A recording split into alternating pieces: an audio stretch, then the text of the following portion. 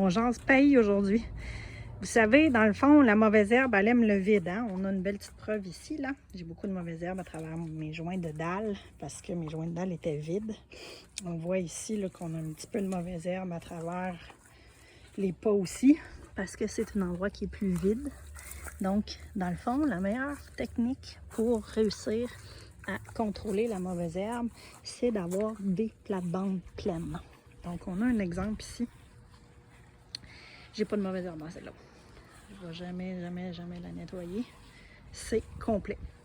J'ai 2 étages, 3 étages si je compte le pain. Donc, on fonctionne vraiment à étage, tout simplement, pour créer un effet. Donc, on va chercher la 3 dimensions vers le haut.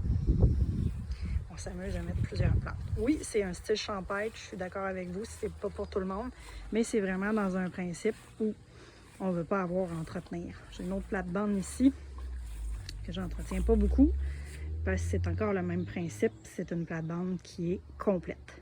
Donc une plate-bande bien pleine, beaucoup moins d'espace. La mauvaise herbe, ce qu'elle aime, c'est le vide. Donc encore une fois, j'ai des plantes plus basses, j'ai des plantes un petit peu plus hautes et j'ai des plantes encore plus hautes. Donc ça me permet vraiment de travailler mes 3 dimensions sans nécessairement être extrêmement profond. Et en même temps, c'est une plate-bande qui est avec beaucoup moins d'entretien, tout simplement parce que c'est plein. Donc il n'y a pas d'espace pour la mauvaise herbe.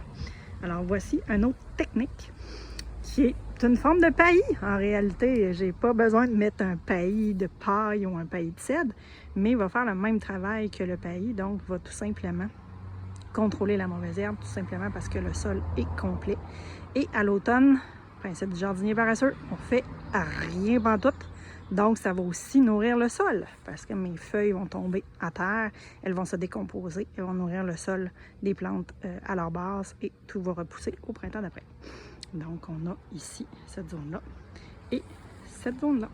Donc, une autre technique dans le même style que le paillis.